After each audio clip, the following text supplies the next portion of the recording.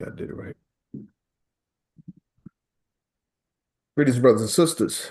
Tonight is November 12th, 2024. It's 11 after 8 p.m. Eastern Standard Time. Um, we are I guess recording this from Atlanta. Dr. Julius Nyeri, CVPM, Division 421 here in Atlanta. This is our officers training, particularly, as I was saying, for new officers um, and aspiring officers. I could say that. Uh, this is session, this is wrong. This is session 4, lesson. We'll be talking about lesson 3 tonight. Well, I guess that's right. We'll be talking about doing questions from lesson 2 titled Leadership and reading lesson 3 titled um, Aims and Objectives of the UNIA. So wait a minute, is this the right? Yeah, this is the right. Do that. So any questions or comments before we jump into the questions for tonight's lesson? Well, I got to do a pledge as well, but Yeah, I got something to say. I missed Sunday. How'd it go? went well. Yeah, it went well. I don't have the notes particularly in front of me. I can't recall exactly what we discussed. Brother Art, I don't know if you can recall or if anybody. No, it's all good. I don't want to hold up our objectives for tonight. You know what I'm saying? I'll just email you and holler at you later. But I'm glad it went well. Sorry I missed it and everything. No problem. Uh, bet. Okay, we'll do our pledge and I'll open it back up for any questions. If everyone would, well, let me see if I got any officers. Uh, Brother Malik, Second Vice President. Go ahead, President John. Could you lead us in the pledge to our flag? All right, everybody come off mute and repeat after me. I commit my body, mind, and spirit I commit my body, mind, and spirit to the protection, defense, and security to the protection, defense, and security of the red, black, and green. of the red, black, and green. I dedicate my life to the redemption of Mother Africa I dedicate my life to the redemption of Mother Africa and the liberation of her scattered black children. and the liberation of her scattered black children. I accept for myself and my descendants I accept for myself and my descendants the teachings of universal African nationalism. the the teaching teachings of universal African nationalism. And I promise that our children will be instilled and I promise that our children will be instilled with the purpose and knowledge of themselves as African people. with the purpose and knowledge of themselves as African people, in order that the cause of our struggle will neither falter nor fail, in order that the cause of our struggle will neither falter nor fail, until all black people are free and united until all black people are free and united through one God, one aim, and one destiny. through one through God, one God, one aim, and one destiny. All right. Thank you, brother Second Vice President. Okay.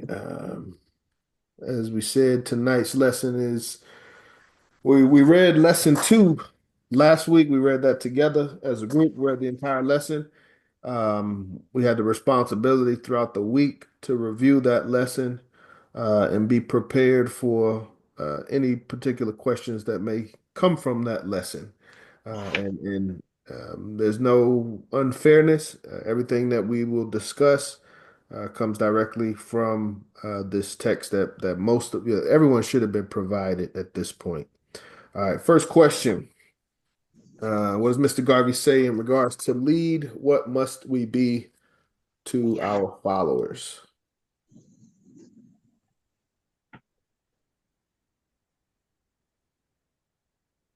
according to what Mr. Garvey says.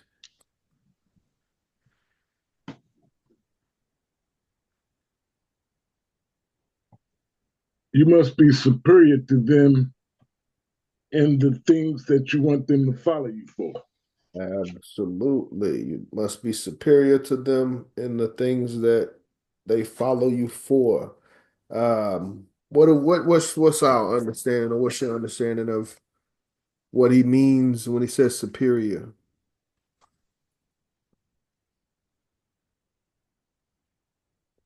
I think he means you can't teach or Hmm. be a good example in something that you don't know. Teach, no. I'm with you.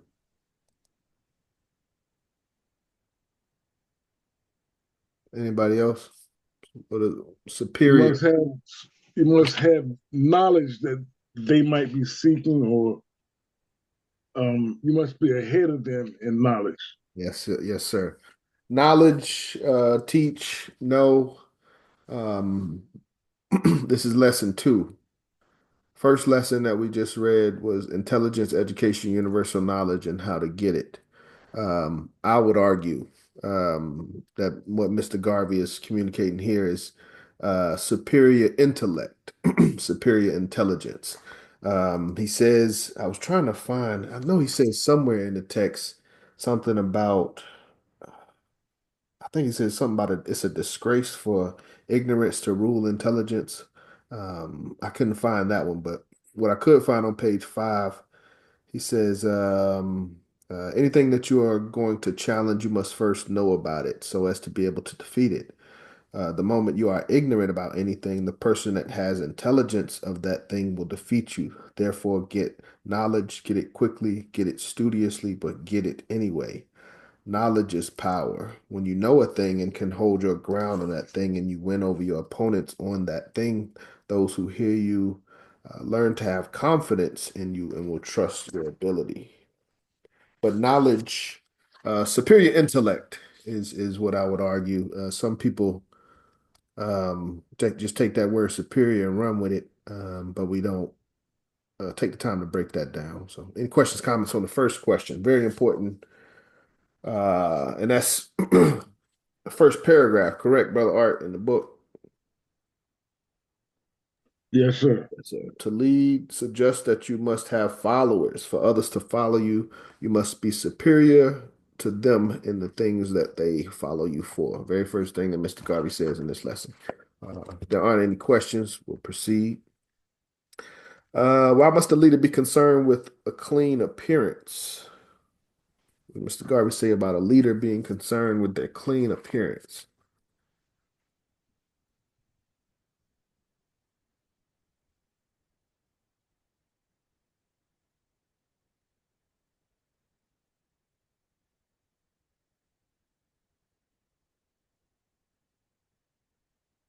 Hold on, I know this one. All right, thank you. It's because they can't take you seriously if you're unkept.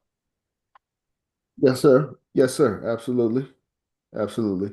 They will criticize you, but they won't take your leadership seriously. Thank you, Brother Brandon, for that. And I know this is a little off with the text, but we should have the books anyway. They will critically say he has no clothing, his shoes are very poor, and it is logical that whatever money he gets hold of, he will use on himself. But Mr. Garvey, on the beginning of the third paragraph, he says a leader must have personality. He must be clean cut in his appearance so as not to be criticized. Questions, comments so far. Leadership, first 2 questions. Must have superior intellect and be free of criticism. And I would even argue we gotta take that deeper because as Mr. Garvey says, in the first lesson, he talks about um, basically not being prepared intellectually. and exposing yourself intellectually as unprepared. Leadership is speaking, personifying that, to go into our physical, and the physical representation of our intellect. So, just as much as our intellect should be presented in a way that it can't be challenged, or if you do challenge, then you're gonna lose that challenge. But also our appearance and personality, as Mr. Garvey says, should be free of criticism, just sharp as a tack, as they say. Speaking of being free of criticism, what are some characteristics of leadership that Mr. Garvey gives us in this powerful lesson?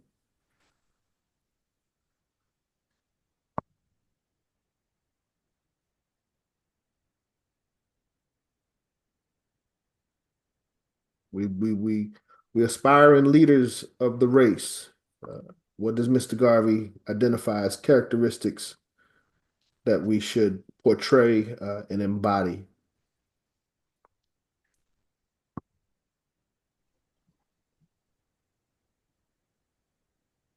Leaders must be self-possessed, confident, Mm-hmm. feeling self-reliant.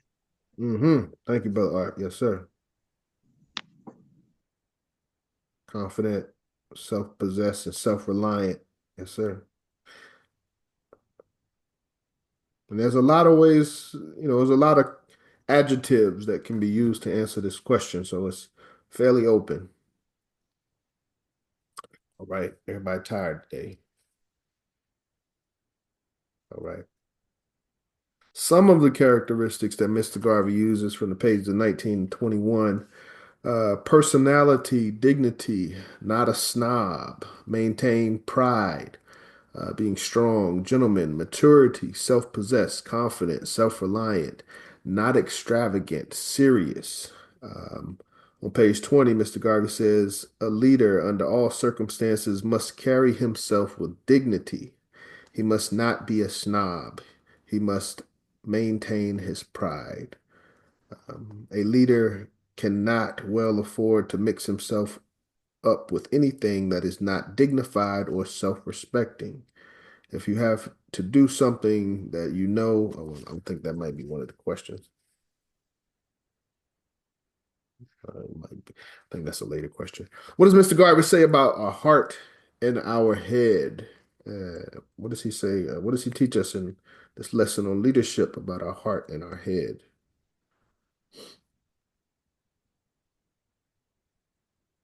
That the heart and head should be on one accord. Like One accord. What does that mean? they should um coincide, I guess. Well, maybe that's not a right word. No, no, They no. That's a good word, but what does it mean for your heart and your head to coincide?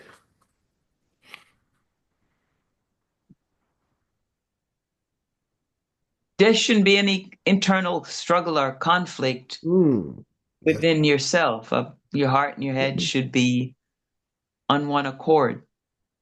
Yes. Yes. Um, so we'll go into Mr. Garvey's teachings, and I'll try to bring my modern interpretation of for us here. But as Mr. Garvey says on page 21, I believe, I think I had that open. I just put the book down. Make sure it's page 21. When your heart is when you I guess it's when your heart and your head is in it, your whole body expresses the truth, and you can hold any man's stare. That's one of the things he says on page 21. But even better than that, which I should have put, Mr. Garvey says in the second, I guess it's the second paragraph, or technically first paragraph, page 21, leaders must be self-possessed, confident, feeling self-reliant. So that goes back to the characteristics. When your followers see that self-confidence, they will believe in you and follow you. Always speak out right from your head and from your heart. If your heart is not in it, it is a lie. If your head is not in it, it is pure sentiment. Your heart and your head must work together. So, yeah, it's a lot of ways to explain this, but Mr. Garvey says it's straightforward, your head and your heart. Um, and sometimes I've explained it in difference between will and ability. Your will being your heart, your ability being your mind, and your basically your resources at that point, your access to resources. So a lot, some people have the ability to do what we are to do what we're doing or to do what Mr. Garvey is asking us to do, but they don't have the heart. They don't have the will. It's not something that the Creator has put upon them. That would be someone that has the head. They may know all the facts of the struggle and our people and what we need to do, but you don't have the heart for what we're doing. And then others may have the heart, they may have the will. They want to do this. They may even go broke. Doing charity work.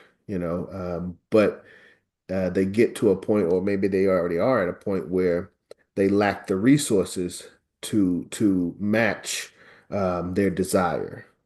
So they have the heart, they have the passion, they have the will, um, but they don't have the resources. So that's a modern way of thinking of it. Yeah, but your head and your heart must be in line. If they're not, um, your body will expose you. So, questions, comments so far? Yeah, I'd like to say something on that briefly. Yes, sir, brother. Um, yeah, sometimes when people speak, they don't speak with conviction Yes, sir. because they really are not feeling what they're explaining or articulating. So I'll just say, for an example, I've seen some people who talk about the snow bunny effect, and but they don't talk as if they really are supporting what the teaching or our belief is concerning race suicide.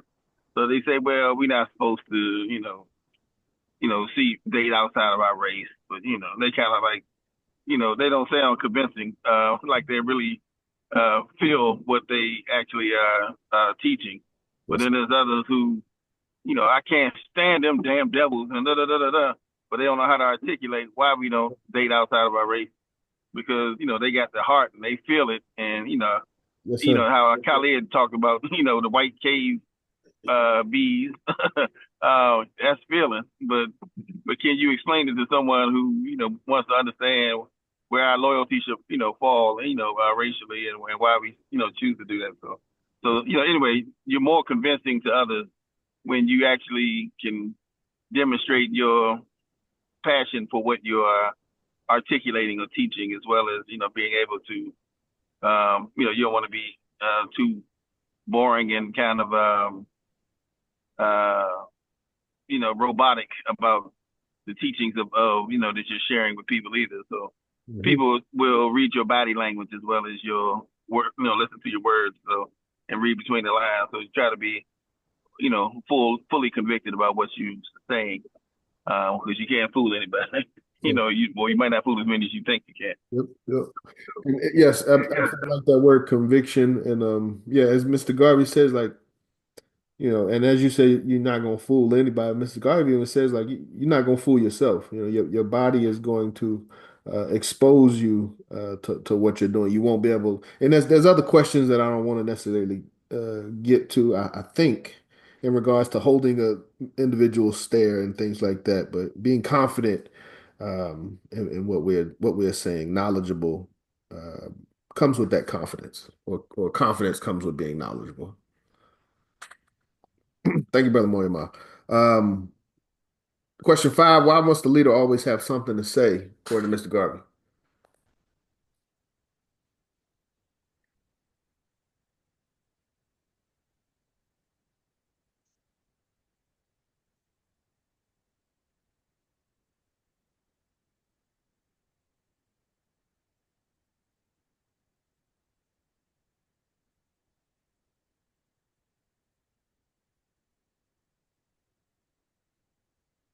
See, every opportunity to speak is a test of intellect, honestly. But yes, why does Mr. Garvey say a leader must always have something to say?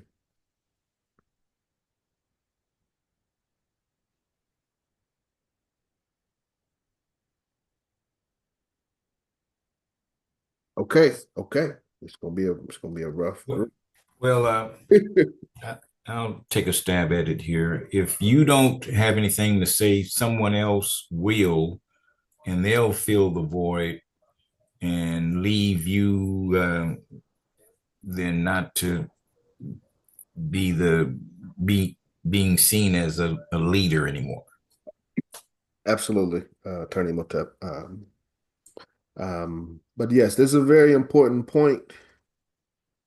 Uh, this is the fundamental concept of representation, of I would argue self-reliance is being able to speak for yourselves, being able to have an opinion on a topic is very important. Mr. Garvey says on the bottom of page 21, going into 22, a leader must always have something to say. Otherwise, he forfeits his leadership, and someone else who has something to say will supplant it, as Attorney Imhotep said. So um, the world is watching, and either we are able to provide the answers or someone else is. So we have a responsibility as leaders to provide answers for our race, at least our opinion of a solution of a plan.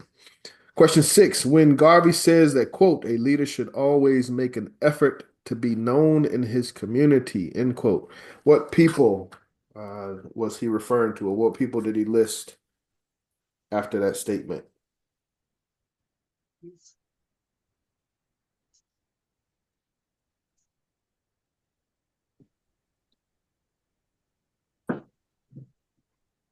I think he was referring to individuals within the leader's own community and cultural background. A leader should be a recognized figure within their community, fostering relationships and visibility among their people. Yes. Mr. Garvey gives us some specific individuals. He lists some specific titles of individuals in addition to our general membership of Africans. Mayors, doctors, lawyers, politicians, and teachers, everybody. Yeah. Well, what was what was the sentiment behind those positions that he listed? Sentiment was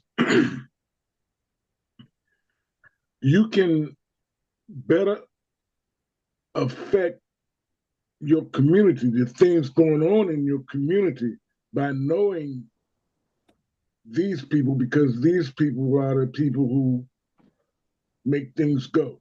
Exactly. Yes, sir. There it is. The movers and the shakers. Yes, those are the individuals that Mr. Garvey mentions. On page 22, Mr. Garvey says a leader should always make an effort to be known in his community. He must acquaint himself with everything that is happening. So we have to understand things don't happen for no reason.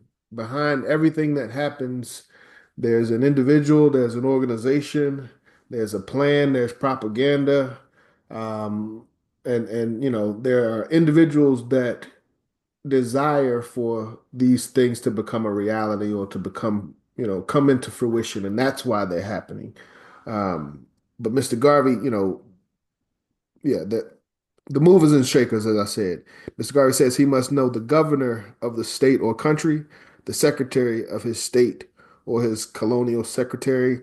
He must know the mayor of his city and all members of the legislature. He must know the bishops of his city and administrative heads of all government departments, all the preachers and doctors and lawyers and prominent businessmen.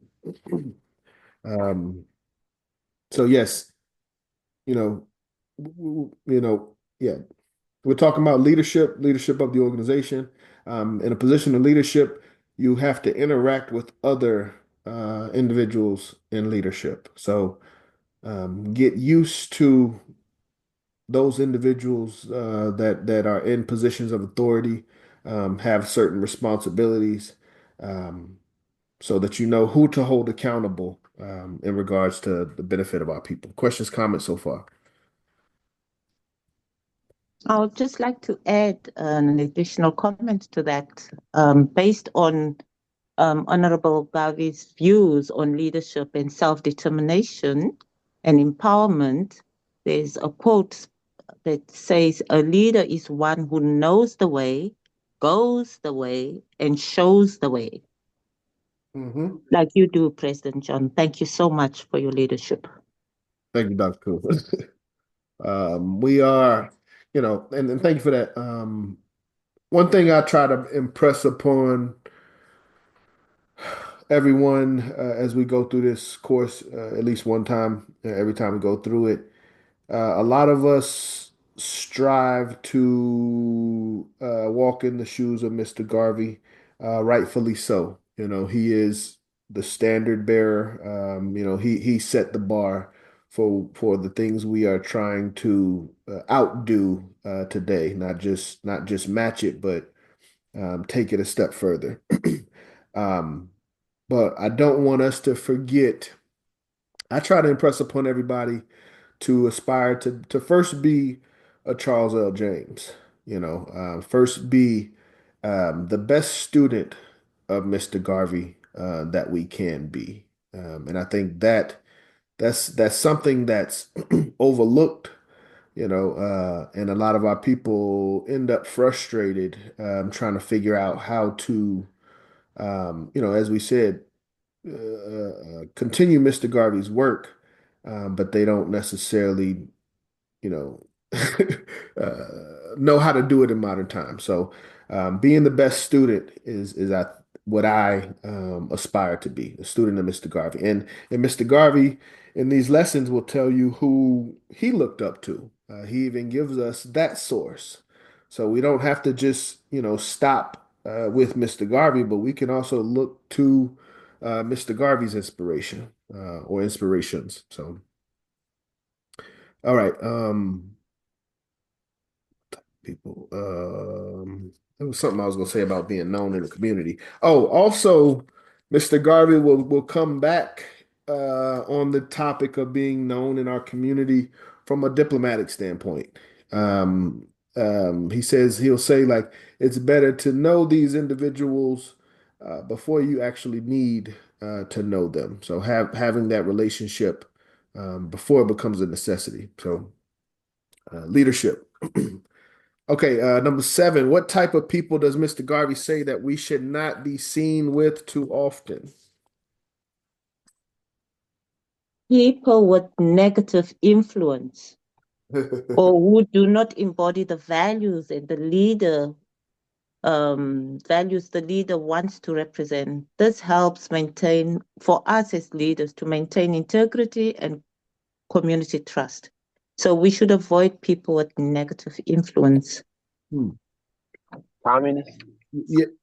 1 second on that second note. Yes, Dr. Kuda, and that goes to what Mr. Garvey, what we tried to establish in lesson 1, lesson on intelligence about, I guess we can call it our peer groups or our social groups. We shouldn't be around individuals that aren't, making us better individuals, so to speak. So, um, yes, Dr. Kuda, who mentioned that second comment, Brandon. Communist. communist. What you mean about communist? I'm driving, but Okay. Basically, I remember like from my reading, you said something about not being seen with them, and like really like if you got to do business with them, like keep it short and private. You know what I'm saying? Never like make like whole deals with them or anything like that, benefiting them in any type of way or taking anything extra from them. Just just deliberate with them, keep it separate as much as you can. Nah. Um, Brother Brandon doing this thing tonight. Excellent, Brother Brandon. Someone had a comment. This is oh, what you, Sister Diane. um, I was gonna say, people that you can't learn anything from, but I kind of held back a little bit because I think we can all learn from each other. There's always something that someone knows that you don't know. Yes, I So, think it's two ways to look at that. Um, yeah, it's two ways to look at that. I understand what you're saying, Sister Diane. What does Mr. Garvey say about being around people that too often that you can't learn from?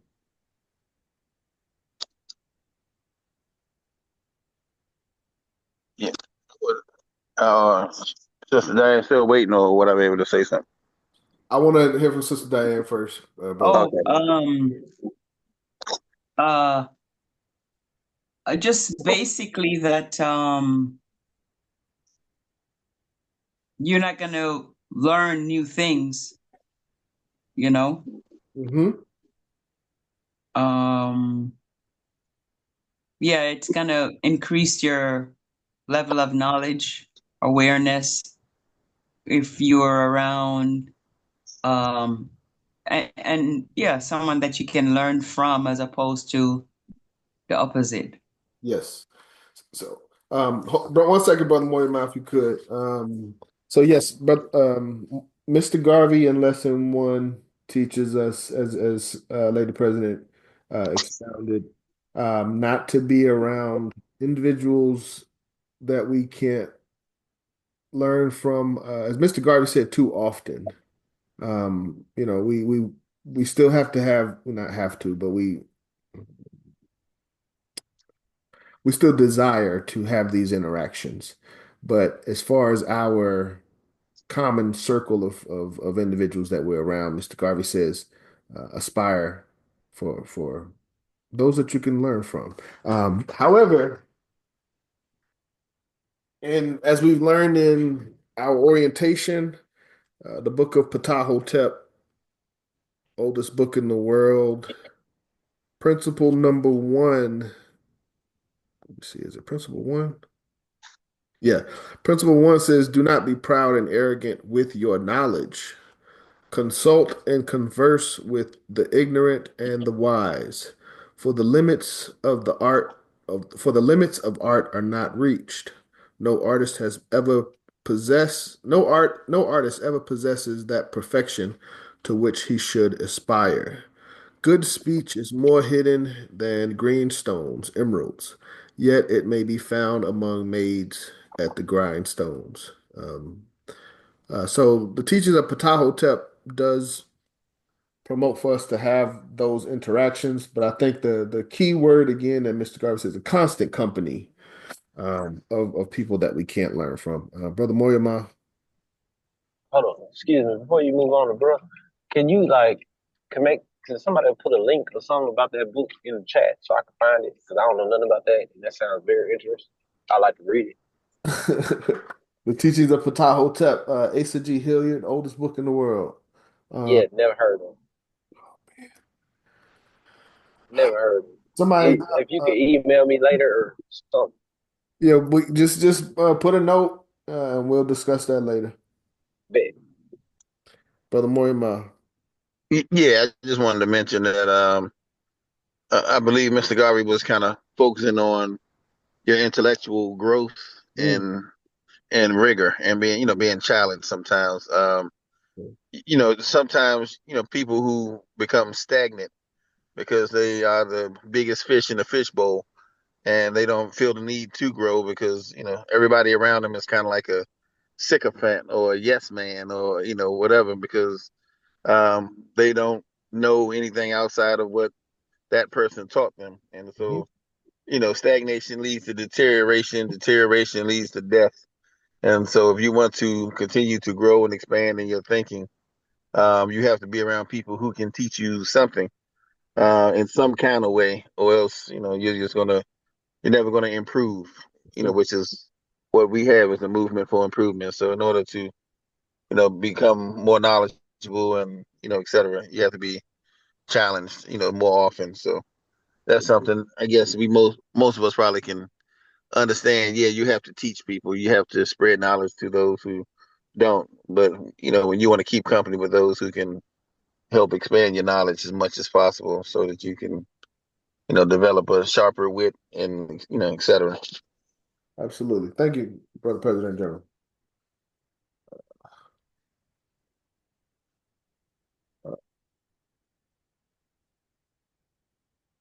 Okay.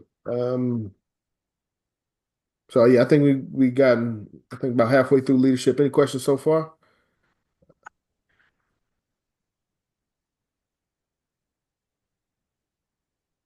Okay. Next question, question 8. What does Mr. Garvey say about speaking to people that we know about the UNIA?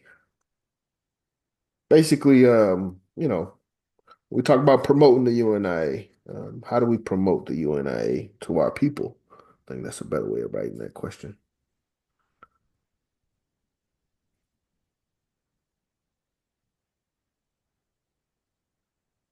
Come on now. This is a good one. We're trying to grow membership.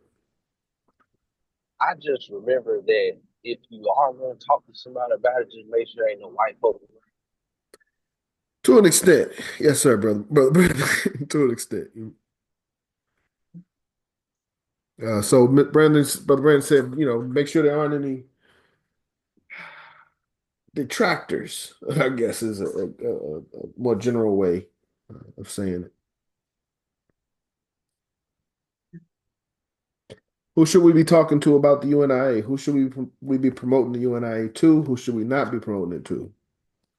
When should we promote it? When should we not promote it?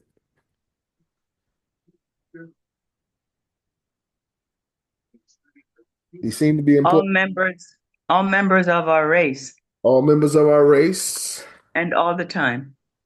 and all the time. Okay, all right, all right. Um, anyone else?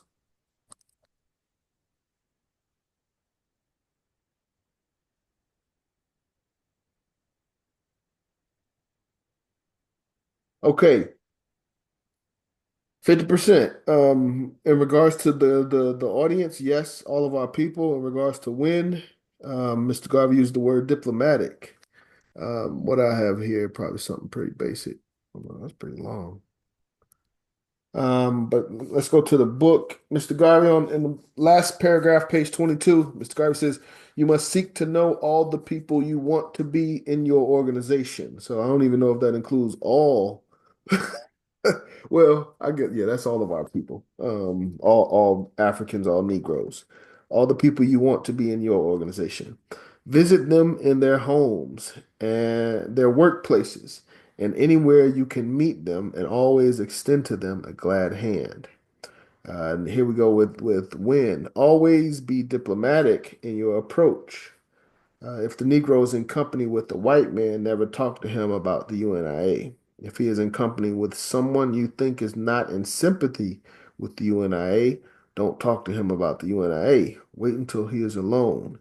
Never say anything to one person who may be in sympathy with the UNIA in the presence of two or three people, unless you know that the others are also sympathetic, because when you are gone, the others may try to undo the good relationship.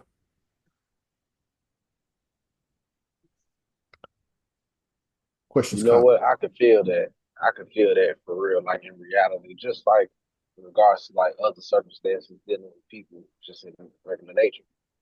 But just keeping that in the forethought of your mind, this is the purpose of the organization itself, for the betterment of the organization, for the growth of the organization. So Yeah, I can feel that. I can feel that. But we all done dealt with somebody before, and then they done turned their back on us because of somebody saying something in their ear or something like that about you. Like, oh, I don't like it. You know, they shy they ground. You know what I mean? Now Hmm. you done lost out on a pupil or somebody that you could uplift, or somebody that you was like really tight with over some grimy stuff. So yeah, I feel it. Yes, yes.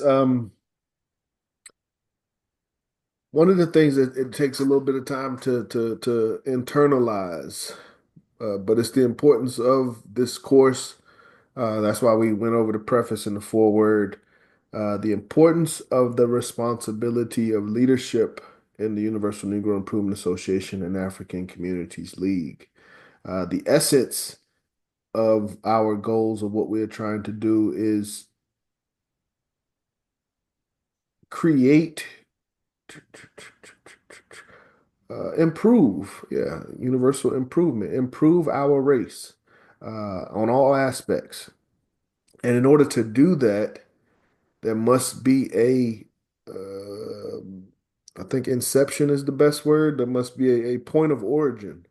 Mr. Garvey happens to do that for us as far as bringing together and personifying a lot of the teachings of those that came before him, the ancestors that came before him.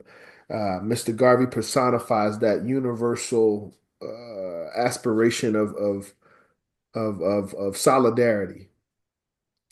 So for each of us, as we try to grow and promote and to literally create that reality, we have to understand that as leaders, we are that point of origin. There's nothing, the community is not going to benefit from this information unless we can provide that information and that interpretation to them. And that's the responsibility of leadership, the accountability of leadership. That's why it's really not for everybody. Um, but that's, yeah, that's what leadership is. That is what we are signing up for. And if that, and that's, that's why I love that this is in lesson two, because if that responsibility is too much or sounds like too much, we should really, question our ability, ourselves, our development in this time to take on that mantle of leadership in the UNIA. Any questions, comments before we proceed? So he's basically saying to use your discretion. Yes, yes, definitely. Diplomatic, discretion, that's semantics, but yes, that not everybody, but we have to know the right times, but I Yes, think sir. he finishes, look, I always keep closing the book. He says, but when you meet Negro strangers, talk to them about the aims of the UNIA and try to win them over. That's how he ends that.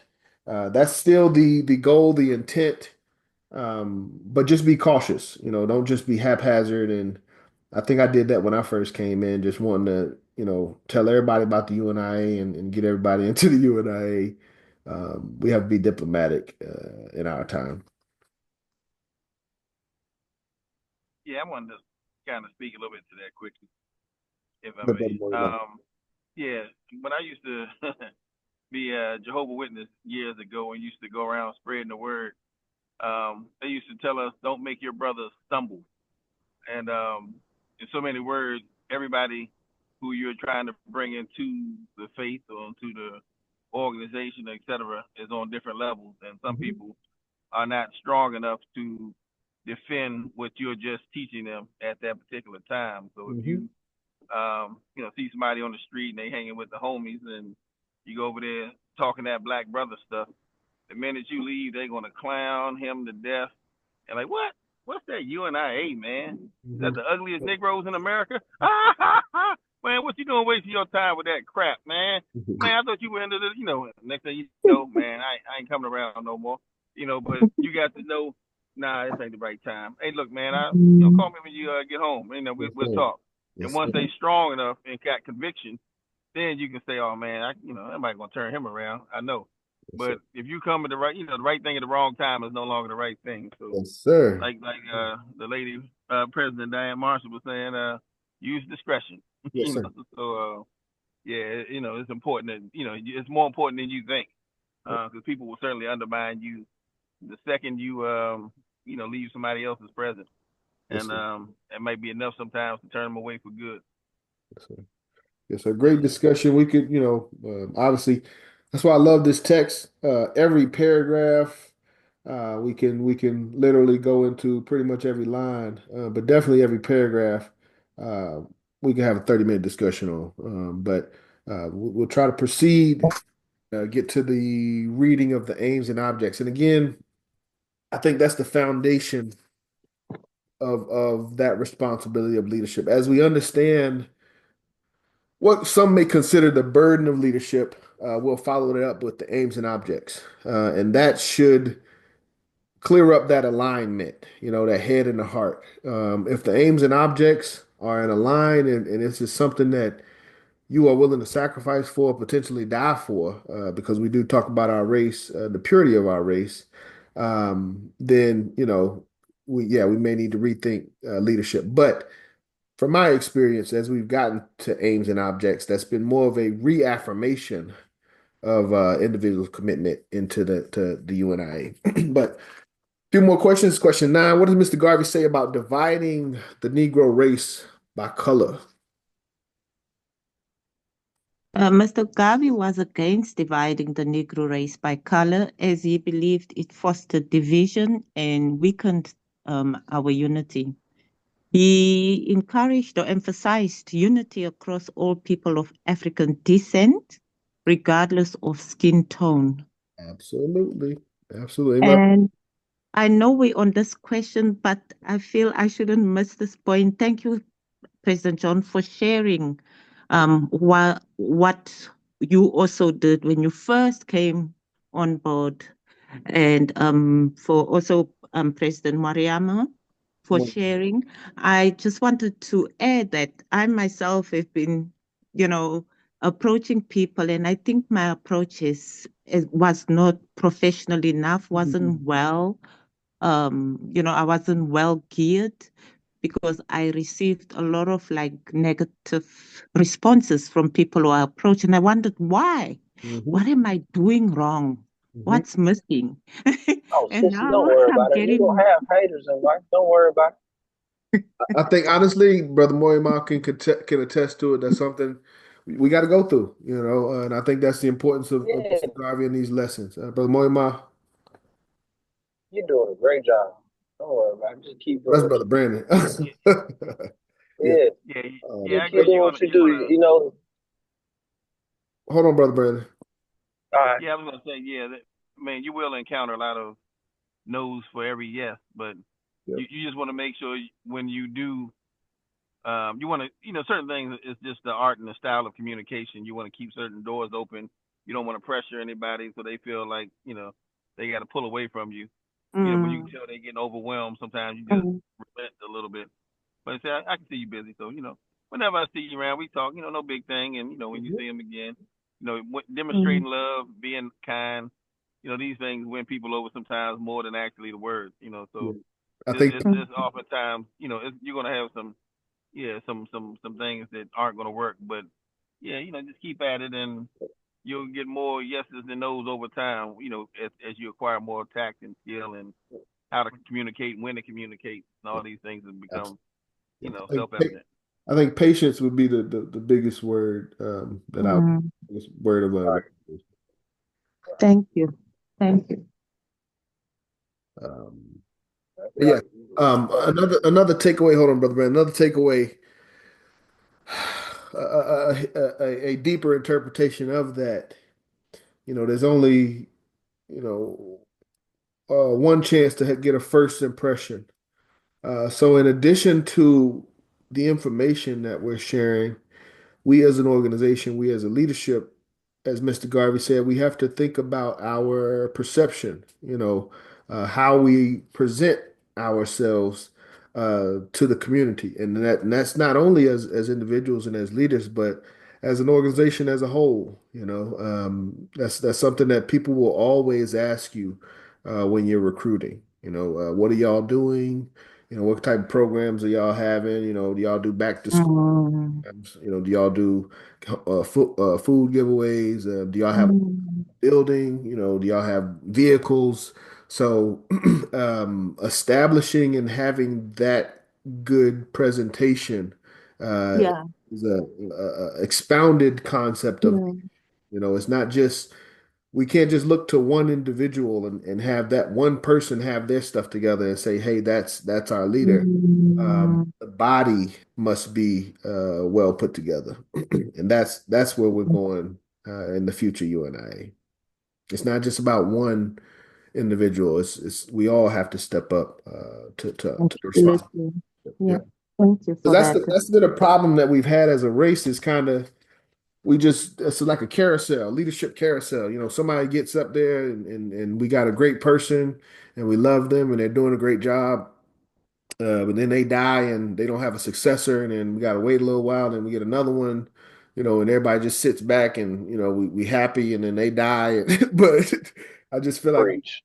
as a race, kind of, and this is something you'll understand in leadership. We all must be able to organize the meetings, host the gatherings, host conventions. It can't just be one individual or one group. We all, as leaders, must understand those responsibilities. Someone want to say something? Okay. Uh, That makes sense. yes, So somebody can fill in if absolutely. something happens and someone else cannot, um, you know, fulfill on their role. Someone else, we should kind of be able to fill in for each other if necessary. Absolutely. Absolutely. The idea of a backup, to true leadership is kind of laughable. It's Mm, not about, what you want to do. It's about what needs to be done, So if we need to mm. step up, if we need to step down, step to the side, what's best for the race, so And I just want to add, as Lady President Diane was sharing, that standing in, when someone is not there, you just step up and stand in for them. yep. Like I admire what Sister Cecily did a week ago. You know, just by her giving me that phone call, reminding me that the session is on, we started. She, It meant a lot to me because we're so busy in our lives, we're drawn into daily routines of life, and sometimes you miss the time. Maybe you didn't set your timer and you were not even aware that there was a meeting on that day, and to get a phone call from your leader reminding you that we are online, and not just a text message, but a phone call. It meant a lot to me. So I learned from that. So I also now start to like text people to say, we are online. I think Brother Mariam can attest to that. And also Dr. Zafia, I reach out, although making a phone call is quite a bit of work to call people one by one, which um, Vice President Cecily did, because Mhm. I know she didn't only call me on that day, she called quite a number of other people. But I'll send a text message reminding people I learned it from her. Mm. Thank you, Sister Cecily. Yes, that's leadership. But we have to understand we can't, and Sister Lady President, I think is a great example. But we can't just have these responsibilities continue to roll up to one or two individuals. We burn out our leadership in the black race and in the black community. So we all kind of got to step in. We can see where the holes are, where the assistance is needed, and take responsibility. So, key part to that, I'm preaching to the choir, so to speak, because a key part to that is knowing what to do, where to do it. Dr. Kudo, you've been around, here for a long time, and this is the first time, we've been able to go through these lessons in detail. So you've been very patient, and I know it's, as you've even explained, there've been some frustrating moments where you've, been difficult to articulate what it is that we're trying to do, but That's what we're trying to take care of these few months. Okay, let me proceed, please. Thank you, President. Yes, thank you, Dr. Kuda. And as Dr. Kuda answered, Mr. Garvey does not preach any division in our race by colors. Top of page 23 says, never divide or create confusion between the different colors in the Negro race. Always try to prove that the standard Negro is the African and that all Negroes should be proud of their black blood without insulting any color within the race. This is very, very important. So yes, that's a key question. That would be an exam question. We do not divide the race. Mr. Gari, instructs us and tells us clearly that we do not divide the race. This is a family. This is blood. So we may have different colors, and as I've even said, we may speak different languages. But as long as we identify with that universal Native African blood, that's where we have that connection, that Negro blood. Questions, comments? Very, very important. Can't stress that. Mr. Garvey doesn't use that phrase, very, very important, often. So, okay. Next question. Yes. What is the idea of the UNIA? We got to have our books, brothers and sisters. It's taking us a lot longer to do this than it should. What is that? I Yes. What's the idea of the UNIA? Universal confraternity.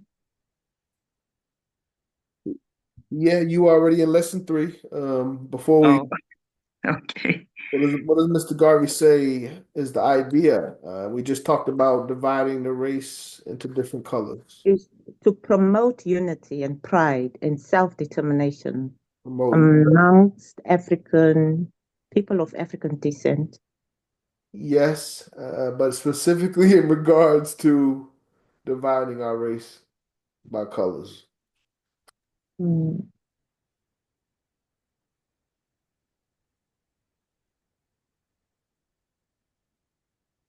Well, that's the game that's been played on us, and we fall into the trap.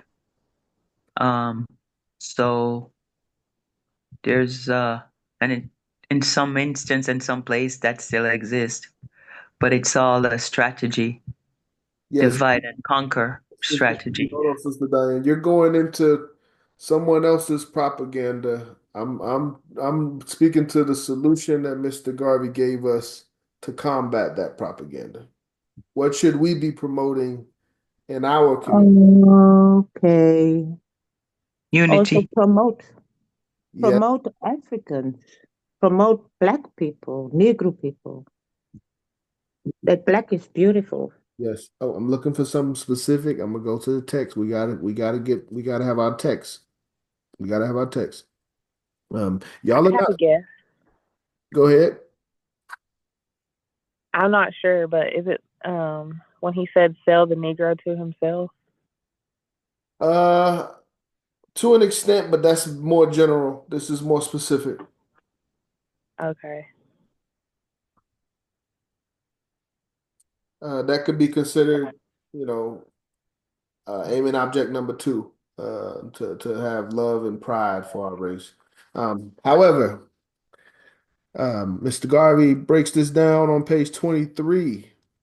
He says, the idea of the UNIA is to unite into one race all the shades of color and to build up a standard race. You should discourage intermarriage between white and blacks and other races. You should tell people that it is an honor to be black and that there's nothing wrong with the black skin but bad conditions. Uh, so the idea of the UNIA, according to this lesson, because he talks about, Mr. Garvey uses that word, the idea of the UNIA, in different lessons, and he'll have different definitions. But in lesson 2, the idea of the UNIA is to unite into one race all the shades of color and build up a standard race. So again, we're trying to improve the entire race, and we have to be that motivating factor because honestly, who else is doing it? Who else is doing it from a global African or Negro standpoint? Prior to Mr. Garvey, there were individuals here and there, regional leaders, but no one with a global image. And that's what our flag represents. Questions, comments on the idea of the UNIA?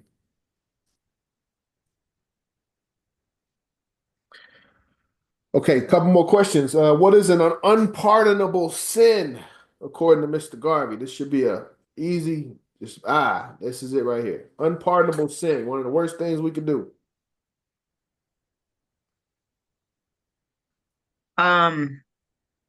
Is it marrying outside your race? Close. That's close enough, but more specific.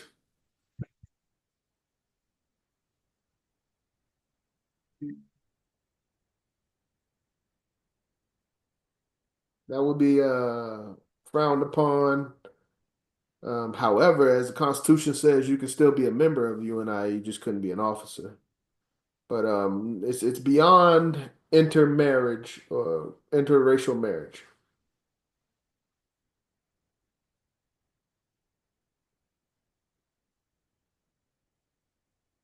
Okay, we got some studying to do. It's gonna be a good exam. Uh-huh. Does it have to do with the Zionists? What's that? Does it have to do with the Zionists? No, it's straightforward. Okay. It's straightforward. Well, I know one part of that was talking about never trust a Jew. That's what I was wondering.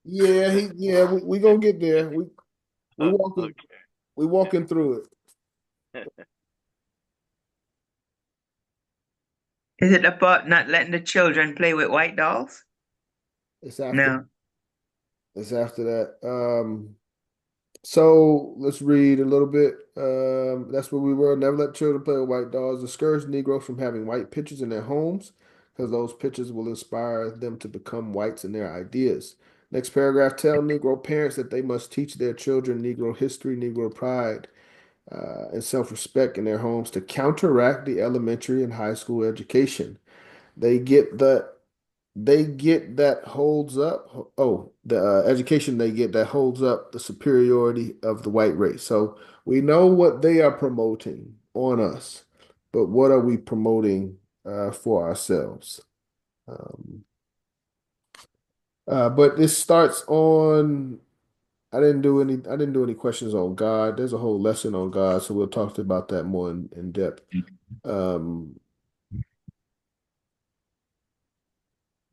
I do like what he says. God does not go out of his, let them know that God does not go out of his way to give people positions or jobs or give them good conditions such as they desire.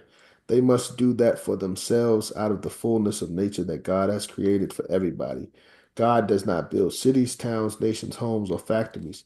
Men and women build them, and all those who want them must work for themselves and pray to God to give them strength to do it.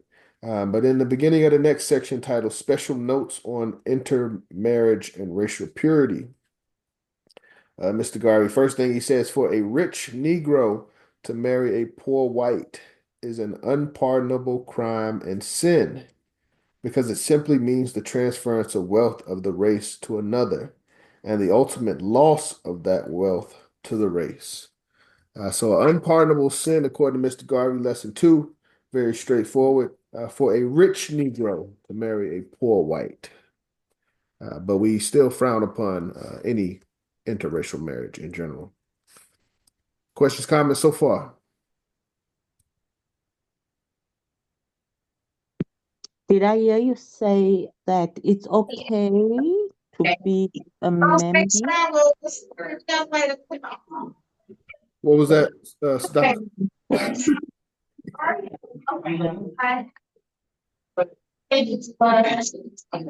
Dr. Kuda, what was that question?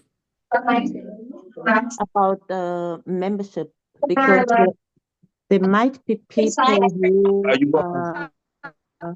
Y'all have a great day. Somebody needs to mute the phone. It's Dr. Kuda's background. Africans married outside of their race can still be members of the UNIA. I don't know if she heard me.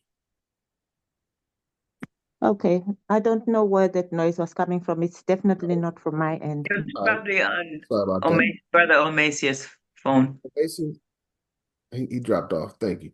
Oh, wait, no, he didn't. He's still there, but he just muted. Thank you, Brother Mason. Keep muted. Dr. Kuda, Africans married outside of our race can still be members of the UNIA. The only restriction is they cannot be officers. All right. Thank you for that clarity. Yes. Okay. Okay. I think this may be the last question, or we got two questions. How does a Negro man insult his mother, nature, and God? By marrying outside of his race. Absolutely. You got that in the text, or you just remember that off your head? I remember. I keep closing this book. So my sons, they better not bring a white girl home. I remember learning that as a kid. Like, it was like, man, what you mean? Like, why not? Like, but yeah. Oh no, they did not question this mother. I mean, we ain't nobody try it, but it was a question. Okay, for a Negro man to marry someone who does not look like his mother or is not a member of his race is to insult his mother, nature, and God, who made his father. The best tribute a race can pay to nature and God is to preserve its species. When it does otherwise, it is in rebellion. Don't be in rebellion against God, nature, or your parents that you know of. They came before you and should have never known before. Oh, wait. They came before you and should have known better. Okay. Um, but yeah, it's straightforward for it's talking about interracial marriage, which is something that we do not practice in the UNIA or do not promote. I may say something along that line real quick. Yes, sir. Um, the it's important as you read this, even though it universally applies. It's important to know the climate of that time because this was the time of the talented tenth, where there was a deliberate group of mulattoes who was trying to establish mulatto supremacy. They actually wanted to integrate wealthy black men uh, who were educated and of a high class. They wanted to reverse the browning of white America by whitening black America, and so they wanted to get rich, educated black men to marry the lightest skinned woman they could find, so that their children would come out light skinned, and then those children would marry white folks, and then they'll within 2 or 3 generations be bleached out of the race, and they'll be absorbed into the white race. This was actual deliberate policy. This wasn't just something that happened. So there were people who, somewhat were living a curse with their light skinned complexion as well, who were, as Malcolm X used to say, Mr. and Mrs. In Between, where they didn't want to be black, but they wouldn't let them be white. So they were kind of living this, life where, white folks would use and abuse them because they got some white blood in them. And, they didn't want to associate with blacks because they were denied certain privileges that hanging around light skinned people alone would afford them. So it was a lot of politics going on with that. And people were deliberately playing games with, oh, I want to be a child with some good hair and all this kind of silly stuff, so thinking that was a way of upward mobility. So Mr. Garvey's idea was to trash all that ridiculous, ignorant talk and learn to be, proud of your race. Don't take the kinks out your head, take the kinks out your mind. And black skin isn't a badge of shame, but a glorious symbol of national greatness. And all these elements of race pride, so that we'll stop trying to advance that silly policy that Du Bois and others were promoting. So it was actual struggle. And by the way, about the black doll and white doll, most of us associate that with Kenneth Clark. But Kenneth Clark, actually, I don't know if you all know, his mother was a secretary of one of the New York divisions of the UNIA. So he actually grew up in the UNIA. And yes, Kenneth Clark is the one that did the Brown versus Board of Education. He was the psychologist that introduced the white doll and the black doll and did the test. So, you know where he got it from. But anyway, it's just important to note. And that was also a weird joke because he was one of the board of directors at Howard University back in the 60s when students took over the Howard University building and wanted to change the name of Howard, General Oliver Otis Howard University, to President General Marcus Garvey University, and he was the one that stopped it. I don't know why, but anyway, that's the long story. That's a little history fact for you about Clark and his UNIA affiliation, and what popularized that was actually a throwback to what Mr. Garvey taught. Anyway, that's it. Sorry about taking so long. No problem. No problem. To recap what we've gone over thus far, and just to make sure we don't miss anything, because the next question kind of just goes to the last part of the lesson. Insist on a campaign of race purity, that is, doing everything moral and social within the race. Close ranks uh, against all other races. It is natural that it is a disgrace to mix your race with other races. To split up the race is wholesome and does not tend to morally dignify the race. To split up the race is unwholesome, I'm sorry, and does not tend to morally dignify the race. It will be beautiful. It will be a beautiful thing when we have a standard Negro race. So again, that was the idea of the UNIA, was the standard Negro race. Well, the brainwashing is deep too, because like in some places, like South Africa, they have like three different colors. Mm-hmm. They have the light skinned people are called coloreds, I think. Oh, And but then that was called colors here. We and think they were colored yeah, but we folks don't do it like that here though. We maybe some anymore. The past oh, generations for sure did. okay. Are we talking about what others are doing or what we promote? No, colored people called themselves colored people. I mean, there was colored people when I was a little girl, without a doubt. Yeah, color meant light skin or No, half I'm talking mixed about ancestry.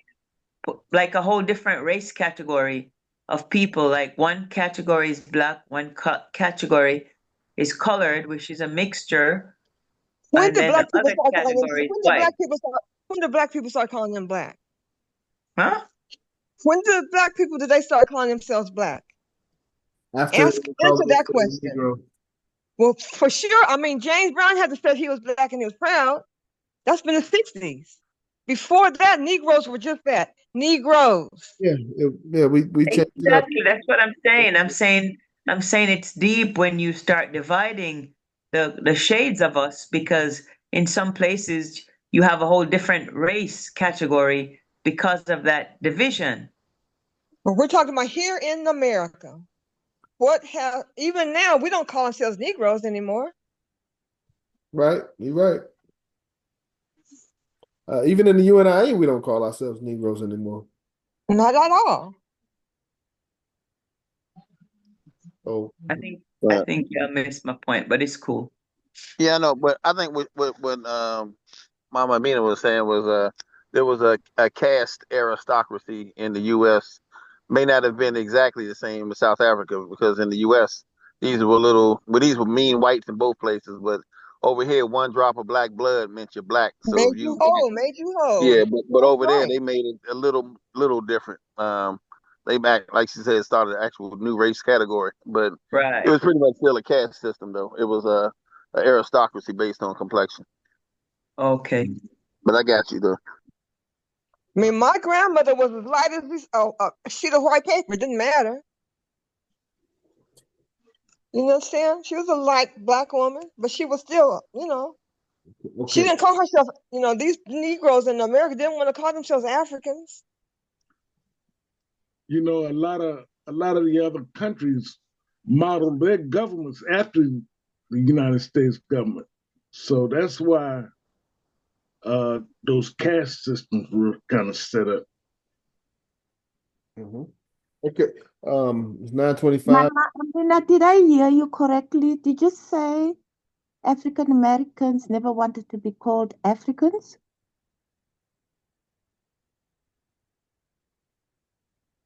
Who, me? Mama Amina? That was Oh, probably No, Miss.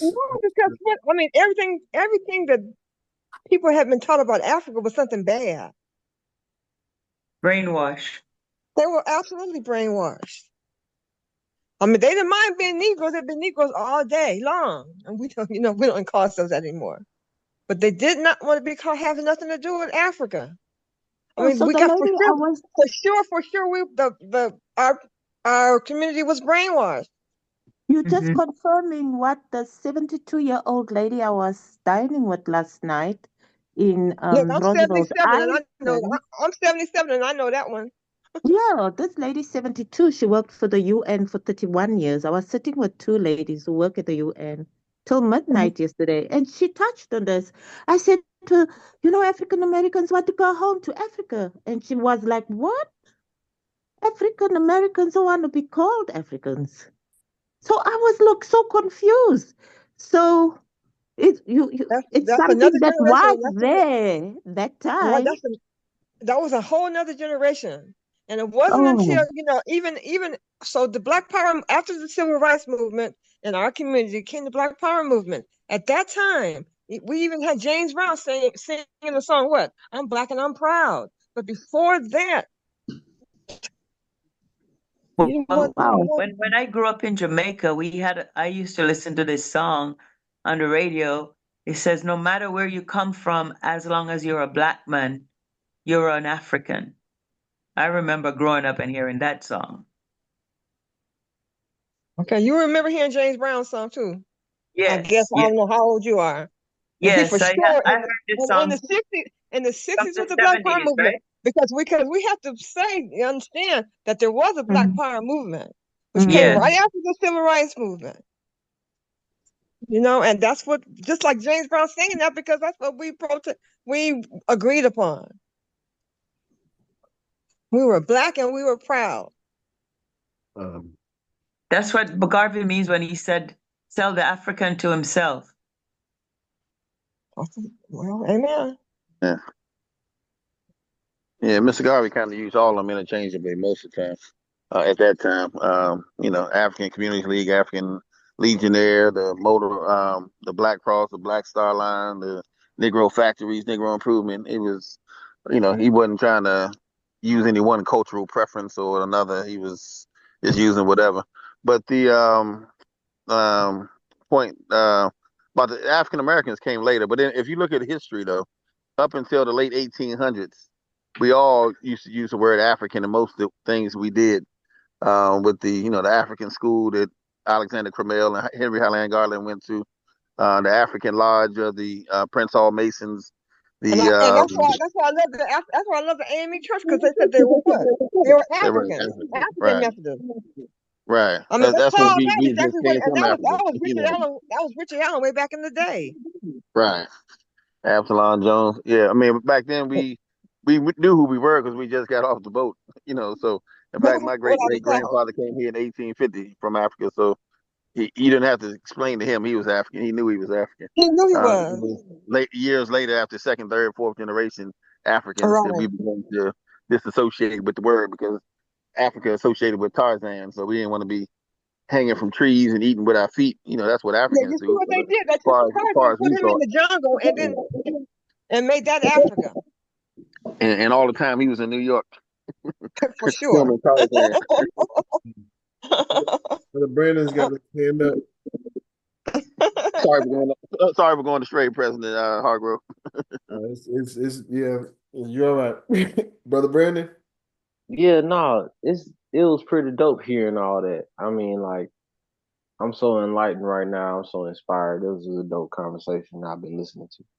But I want to hear more. So like, I want to ask, like, do we have a day where we could just set aside and actually just have open discussion? You know what I mean? Like, cause I know Sunday we got some a group meeting, and Tuesday we got these classes. But like, is there another day, maybe Thursday night? I don't know. Where we can just sit down and kick it and just build with one another. You know what I'm saying? On these open discussions, we might be in class like now and like say like we come across a topic that we want to elaborate on. We can just jot it down in some notes or make us email about it or whatever and come to it in our open discussion another day. Um, yeah, we would have to plan something. Currently, we have a monthly executive meeting, and any programs that are agreed upon committees would be developed to kind of organize the recurring meetings of that proposal. Well, I'm a And what little I guppy in this organization, so like I ain't on no committee right now, but I suggest like maybe y'all just take that to the table you know what I'm saying, forward it for me. You know what I mean? And y'all can talk about it and discuss it. If you feel like that's a dope idea or something that you're willing to put your energy to, we'll go from there. Yes. Even what might be good for the rest of all of our members is to watch that first series of Roots. Oh man, don't when even get me started on Kunta Kinte when he chopped that well, chain off. Kunta His Kinte, eyes got and you see so what big. he now got a job as a host on one of these TV shows. But the LeVar Burton, I guess he was out of UCLA or something like that. You talking about Reading Rainbow? Yeah. The one who played Kente Kunte. Yes. Yeah, he got a job now. He's a game show host. Look, I had just saw Kunta cut that chain off with that rock, and his eyes got big. The next day, they put me in chains. I was so mad. I was like, I just saw Kunta break free. Why you gonna lock me up? Well, he had his naming ceremony. That's who he knew he wasn't going to be no Toby. No more Toby. But that's what they did to us. You understand? Yes. Oh, yeah, they did that and a lot more. A whole lot more. Mm-hmm. Shoot. I read about in, what was it, 1918 here in Georgia. They hung a pregnant black woman. The sister was Suzanne Taylor or something like that. They hung her here in Georgia because she was lamenting over them hanging her husband. Dang. She was 33 years old and 8 months pregnant. It didn't matter. Those crackers hung her, ripped the baby out of her, then stumped the baby. You understand Well, that? That's happening in Georgia. hang the babies. They used to hang the babies as gator bait, just to hunt gators out there. Like, that's what they did. That's what they did. That's exactly what they did. Brother Brandon, can we? Sorry, I'm sorry. Yeah, my bad. When we ask about questions, it gets very quiet. But then when we have general discussion, we got everything to say. We're sorry. Wrapping this up. Think about what I said, Prue. Yes, sir.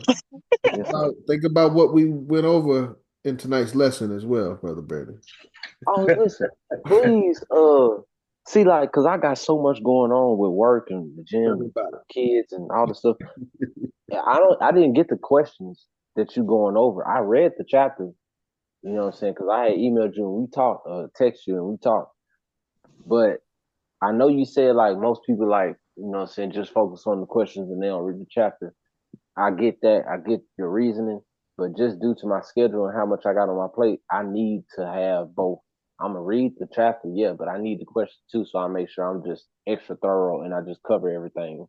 Cause like right now, I'm just working off my head, and I could have been answering more, but I didn't even have the question because I don't even believe I got the email. You know what I mean? So if you can make, I don't know if it's an exception or if you just can deal with me. Everything is taken care of at the end. More important than having the questions is having the text. So I would rather you have the text, whether it's digital or hard copy. And as we're going through these questions, you know, as we're reading through the book, you could be highlighting the book itself and what Mr. Garvey himself is saying on these topics. I can highlight in the PDF. Yeah, I'm pretty sure you can. Well, I don't know if you don't have now. You might not. Well, let me see. I mean, I'm just on the cell phone. I'm still kind of new to all the capabilities of this technology. You know, I'm sure. Like I can. You know, I just haven't even fathomed that I could. Like I ain't even tried. So like I'll try and do that. Definitely. Physical copy is what you want. Again, lesson one, library. And again, Brother Brandon, you know, you're new. Brother Mario Mile was speaking on the different levels. Some individuals that are in this call have gone through this at least 2 years. And you know, as I said in the beginning, you've been able to, from memory, answer some of the questions. So you're doing a great job. Be patient. Again, that was the word for the day. From earlier, right? Be patient with yourself, especially new officers and new aspiring officers. Right. Thank y'all so much. Appreciate you, brother. Okay. Oh, need some water. Trying to wrap up lesson 2. Where we were on preaching race purity or interracial marriage. In preaching, unpardonable sin. yes, yes, absolutely. There you go. Got it. Lock that in the memory. Rich Negro to marry a poor white specifically. In preaching race purity, be careful because it is a delicate subject. Most of the people are ignorant of this idealism. You must never put color within the race against color. You must never insult any color within the race. Hold on 1 second.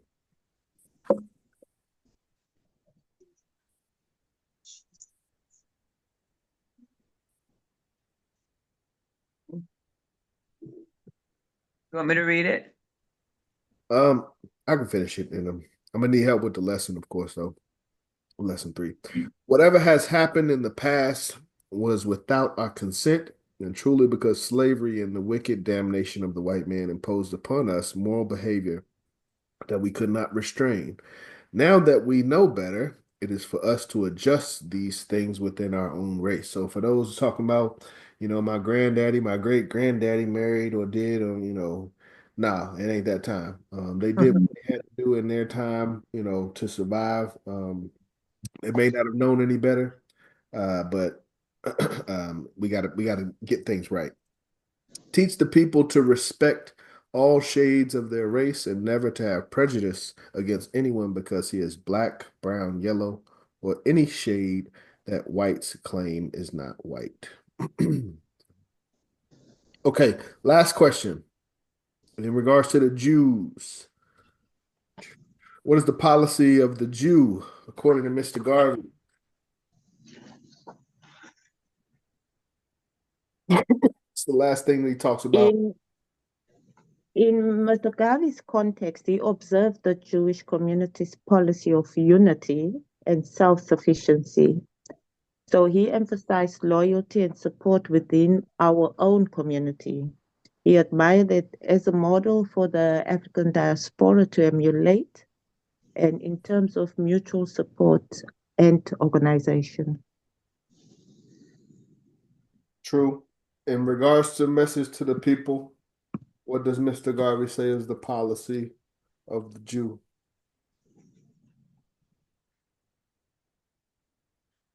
Their unity,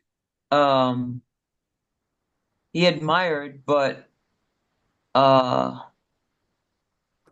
not their way of being, but he admired their cooperating with each other. Is that what you're looking for or no? No, I'm looking for the last paragraph. Page. The policy of a Jew is if he sees a Gentile dying on the pathway and the penny covers his eye as a hope for recovery, he will take it off and let him die. He will not do this to a Jew.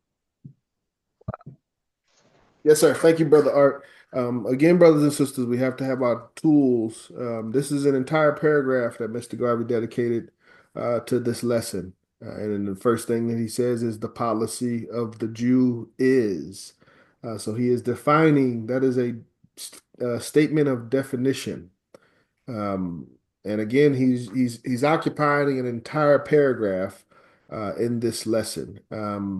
I would argue this is one of the things that we should take away in this lesson is what Mr. Garvey considers the policy of the Jew.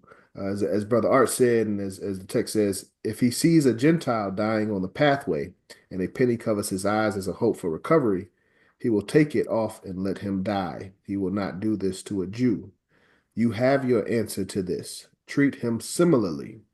Always try to get something from the Jew because he has always robbed you and your fathers, and that he believes he is the chosen of God, and as such, all of the men must pay tribute to him. This is false and fictitious. It is Jewish propaganda. Ignore it and let him pay tribute to you if tribute must be paid.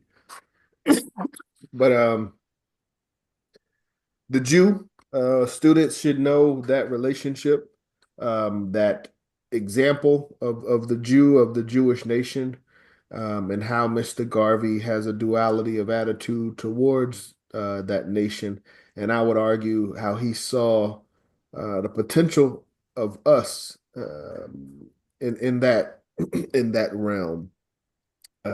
So, any questions or comments on leadership? 941, and we got to read lesson 3.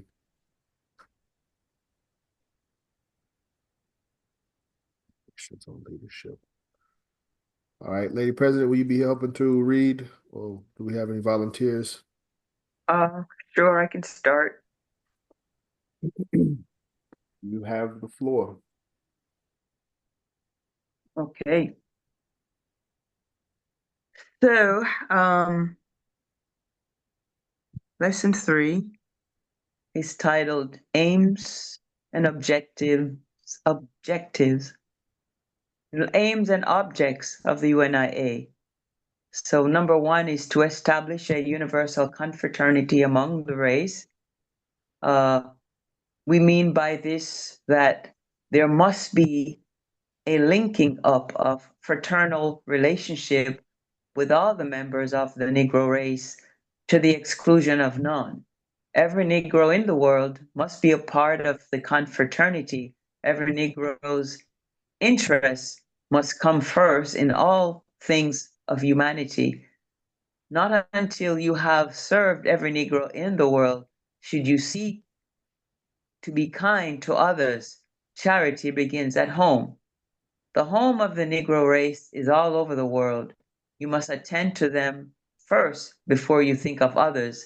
If you have a shilling or 25 cents to give away to charity, before you give it to other charities, see that all other Negro charities are first attended to. So long as there is need in your race, attend to it first and always. Never deny help to your own race. Message, okay. This is the meaning of confraternity. One for all and all for one. Never depart from this. Number 2, to prompt the spirit of pride and love. It must be the mission of all Negroes to have pride in their race, to think of the race in the highest terms of human living, to think that God made the race perfect, that there is no one better than you, that you have all the elements of human perfection. As such, you must love yourself. Love yourself better than anyone else. All beauty is in you and not outside of you. God made you beautiful. Confine your affection to your own race, and God will bless you, and man will honor you. Never be unkind to your race. Never curse your race. If anything is being done that is wrong by a member of your race, try to put him right. Don't condemn him without hearing him. Give him a chance to do what is right before you denounce him. If he provokes you, try to put up with him, with his ignorance, and persuade him to be kind, good, and gentle. To reclaim the fallen. Whenever a member of your race is down, pick him up. Whenever he wants genuine help and you can help him, do so. Never leave him stranded and friendless. If you cannot help him yourself, send him to someone of the race who can help him. Put an arm of protection around him and keep him from going wrong and feeling absolutely friendless. Number 4, to administer and assist the needy. Let it be your highest purpose in life to assist the needy members of your race. Use all your influence in your country, state, and town to help the needy element of your race. Seek government help for them. Seek philanthropic help for them. Seek help anywhere you can find it so that they may improve your condition. Number 5 is to assist in civilizing the backward tribes of Africa. And I think we changed this one. But Africa is the motherland of all Negroes. All Negroes were taken from Africa against their will and forced into slavery. Africa is the natural home of the race. One day, all Negroes hope to look to Africa as the land of their vine and fig tree. Therefore, it is necessary to help the tribe that live in Africa to advance to a higher state of civilization. The white man is not conscientiously doing it, although he professed to do so. This is only his method of deceiving the world. It is the Negro who must help the Negro. To help the African Negro to achieve civilization is to prepare him for his place in a new Africa state, in a new African state that will be the home of all Negroes. Number 6 is to assist in the development of independent Negro nation and communities. The Negro shall develop every section of the community in which he lives, that is, his, so that he may control that section or part of that community. He should segregate himself residentially in that community so as to have political power, economic power, and social power in that community. If he scatters himself about the community, or if other people live in the community, he will be scattering his power and dividing it up with other people. If there are 10,000 Negroes in a town, they should live close to each other. If there are 500, 1,000, a million in a town, they will have the power of their member to do business, to appeal to the governor, and to voice their rights as citizens. In this respect, segregation is good.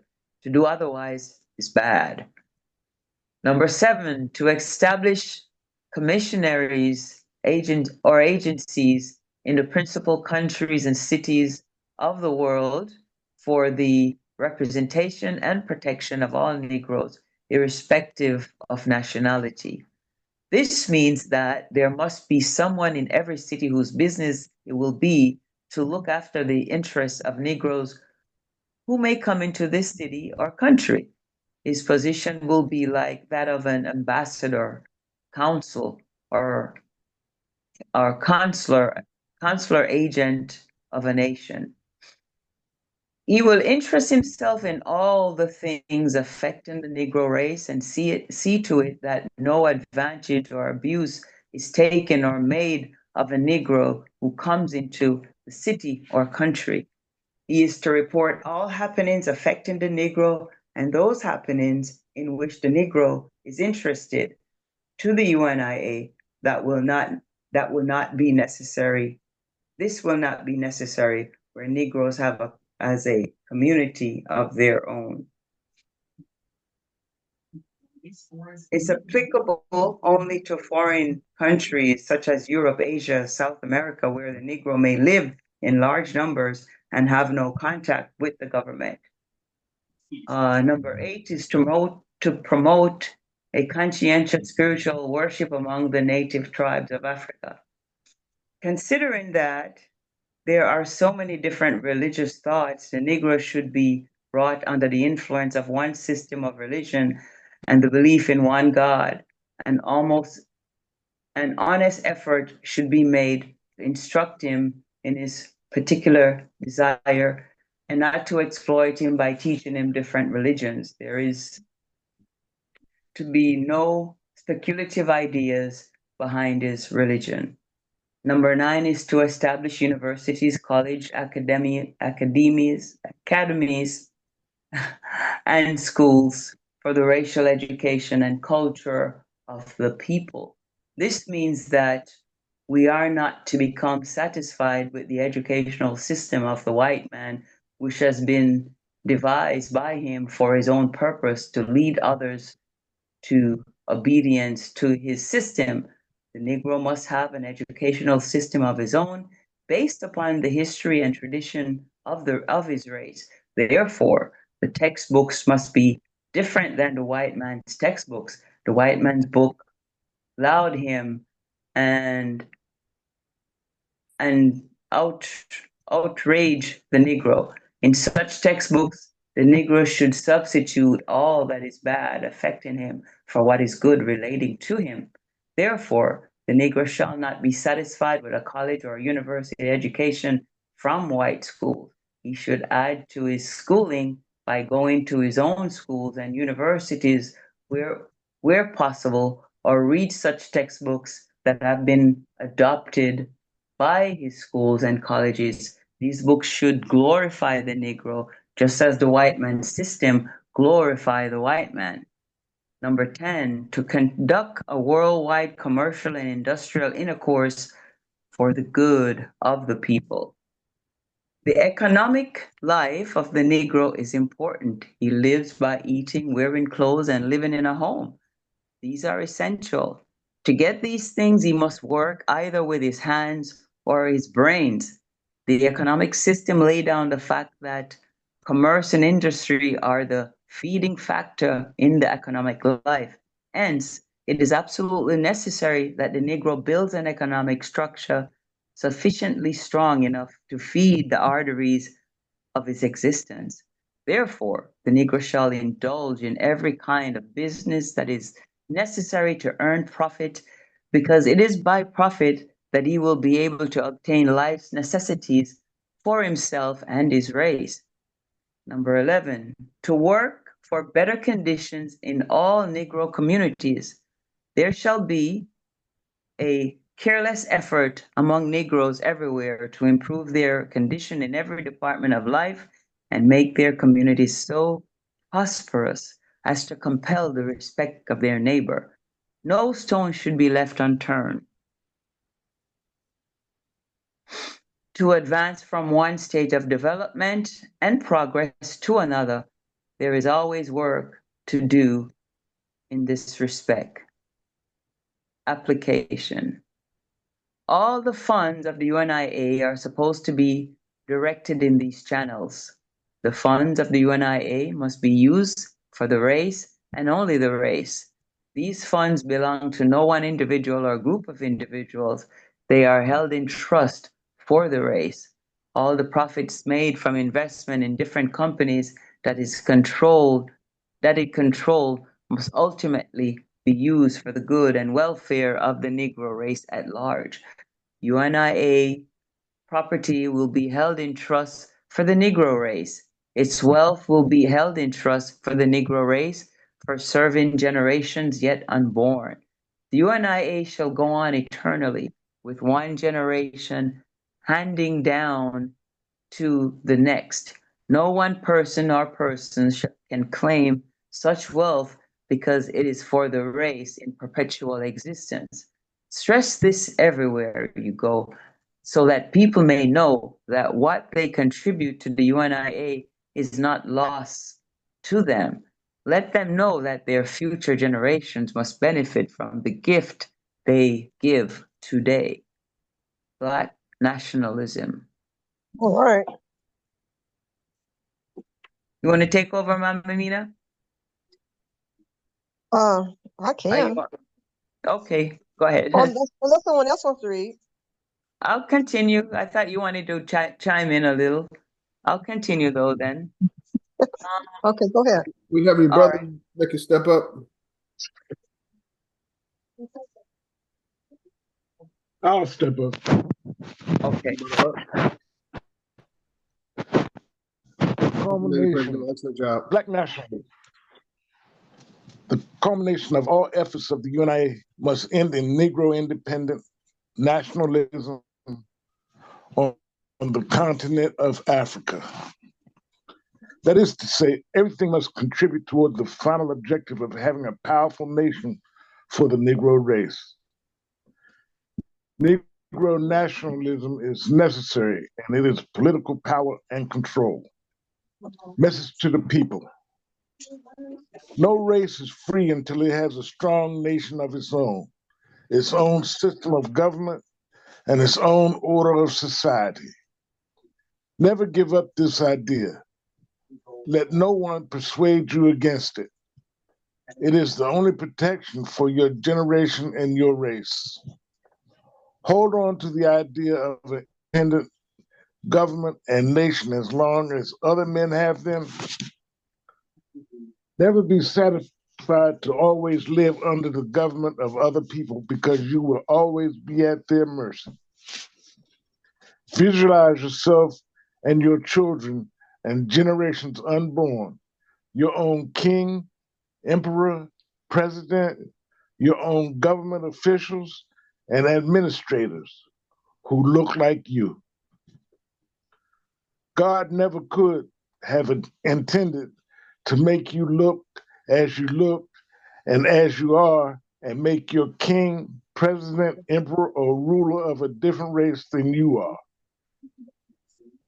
There must not be a license for you to disobey the laws of kings of other races or rulers of other races. While you live under their control, you must always seek and work for a government absolutely your own, where you and your children will have a chance like anybody else in the state. To have a chance to raise from the lowest to the highest position, which you may not attain under other governments. While you are under other governments, get the best out of them as the rights of citizenship, but always have a view, something to make it possible for your race to have a nation and a government of its own. Speak of this, dream of this, work unceasingly for this, and never forget this, for this is the great task of the UNIA. Never confuse your ideas about Negro nationality with that of other peoples, so as to think that their nationality is good enough for you. Never think if Japan gains control of the world, they will treat you better than Anglo-Saxons or Latins. Don't think of the Chinese or Indians get control of the world, your position will be better. All other races and nations will use you just the same as slaves and underdogs. Therefore, your only protection is to have your own government. Don't encourage Negroes to join Japanese, Chinese, Indian, or any other movement with the hope of getting greater freedom. They will never get it because all peoples want all things for themselves. Explain this thoroughly and sufficiently so as to discourage ignorant Negroes from thinking otherwise. You should teach Negroes to have pride in their own nationality and teach them not to try to wear garments that typify membership in other nationalities. It is ridiculous, and people laugh at them for doing so. Teach Negroes to look for honor in their own race and from their own nation, and to serve their own race and nation to get such honors. Any honors they can get from any other race for serving the race, they can get from their own for serving their race. Therefore, don't waste time in that. You can have your own king, emperor, pope, duke, your own everything. Therefore, don't bow down to other races for recognition. When you have honored your own men and women, recognize that honor before the whole world to let the world know that you honored your own. If the world laughs at those who you have honored, ask them if they want you to laugh at those they honor. What is good for the goose is good for the gander. If they laugh, laugh at them. A white king has no more right to drive a golden coach than your king and sovereign. Their pope has no more right to put on sacred robes than your pope. Their dukes and nobles have no more right to be dressed up in feathers than your dukes and nobles. Therefore, have pride in yourself and honor yourself. Mm-hmm. Don't allow other nations to get ahead of you in anything. Follow the idea of the Japanese. Every ship the other races build, the Japanese built one. Every universities other races build for teaching men, the Japanese build one. Do the same. Always have your own because there will not be enough to accommodate you later on. Create your own. Every Japanese you see is working for the good of his nation. Mm-hmm. Every white man you see is looking for the good of his nation. Teach every black man to work for the good of his nation. In conversation with him, never leave him until you have persuaded him to this line of thought.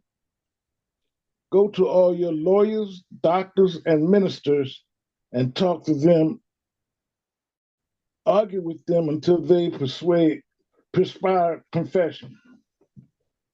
Go back again and again and talk until you get your man and let him work for a nation. Always talk about a nation. Always feel that you see the nation. Use the object lessons and other nations to convince your people of the reality of a nation. Sovereign of a people is in the nation. It is the result of people forming a society of their own to govern themselves and to achieve their ends. People with different outlooks and different races never join together except they are subdued. They always find independent expression and action. The highest expression of this independence is in the sovereignty of a nation. The flag of a nation is the emblem that signifies that existence of a nation. Have your flag. It is red, black, and green. Be proud of it, for it is the emblem of your race. When other nations exhibit theirs, exhibit yours. Make songs about their nation and sing them. Write poetry about your nation and read it, recite it. Glorify your nation in music and song. Don't sing the songs of other races. Don't recite the inspirational poems of other races. Sing and recite your own. Everything that inspires other races turn into your own tune and fit it to suit your own inspiration and idealism. See only yourself in everything. Make your nation the highest expression of human idealism. Then live up to it. Face first. All right, thank you, Lady President, Sister Diane. That completes lesson 3, aims and objects of the UNIA. 4 after 10. Any brief questions or comments before we move to close? Very powerful lesson, as I said, complementary to leadership, complementary to the UNIA, to everything that we're doing. Is the foundation, the aims and objectives. So when it comes to articulating who we are and what we stand for, knowing the aims and objects, being able to recite the aims and objects is a great way of, speaking to the UNIA, in addition to the preamble and others. But aims and objects, that's why we do it. That's why we take on the mantle of leadership and pursue the highest level of education that we can attain. When we come back next week, we'll talk about elocution. So we've acquired this knowledge. We understand the characteristics of leadership. We accept the mantle of leadership. We've studied and understand the aims and objects of the UNIA. Now it's time to find our voice and be representatives of ourselves and our people. As leaders, that's what people look to leaders for, is to not necessarily, I mean, it is speak for them in a sense, be their voice in a sense, not that they don't have a voice for themselves or thoughts for themselves, but the leader is the megaphone of the people. Instead of getting the sentiment of 1,000 individual people, 1,000 people can elect a representative to speak on their behalf. And that representative should be well versed and well practiced in the art of elocution. So that's something we'll look at next week. And again, yeah, that's all I got. Questions, comments before we close.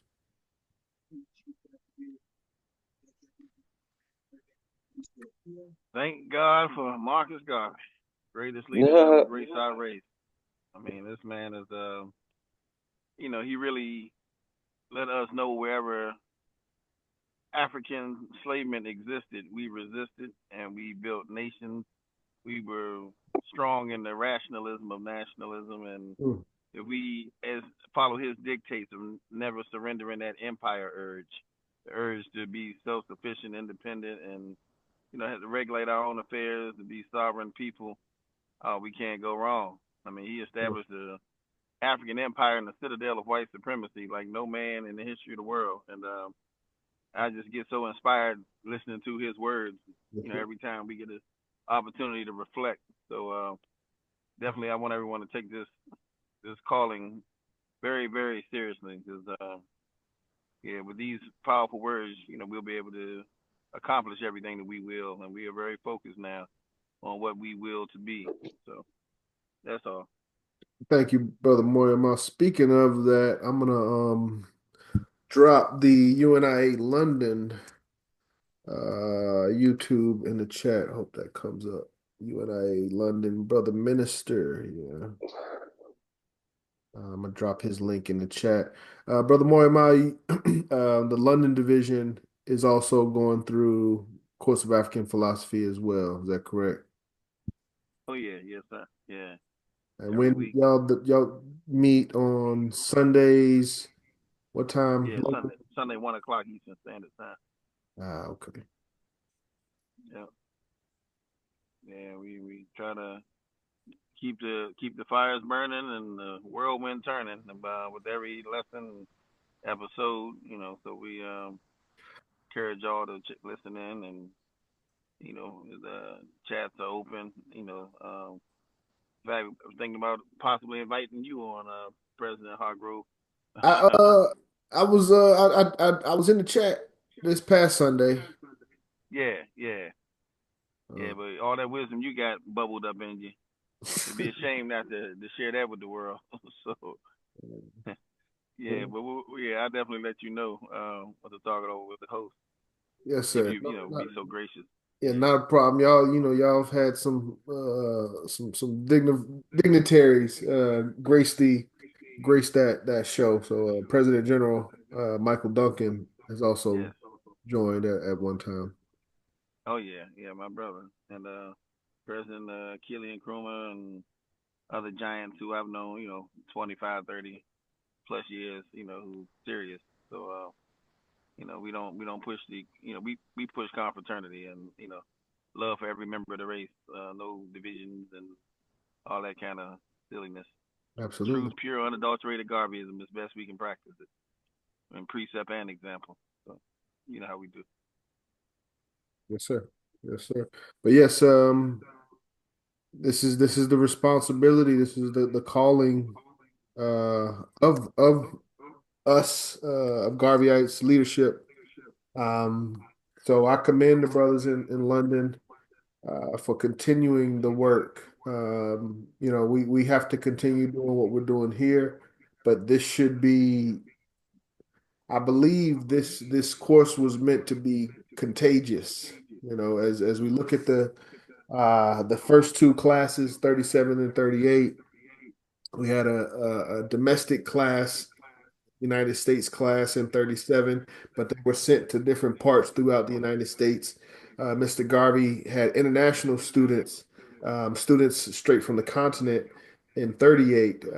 So the intention was that these lessons would go out to these different regions and continue to be taught, um, you know, until we, perfected the plan and extended the plan actually, because Mr. Garvey limited the plan to 5 years, and that's something we'll talk about when we get to lesson 22. But yes, thank you, brother Moya Mao. Big shout out to the London division, continuing the work. And yeah, if we weren't doing it, they would be the only ones that I know of that are doing it and promoting it and making it accessible.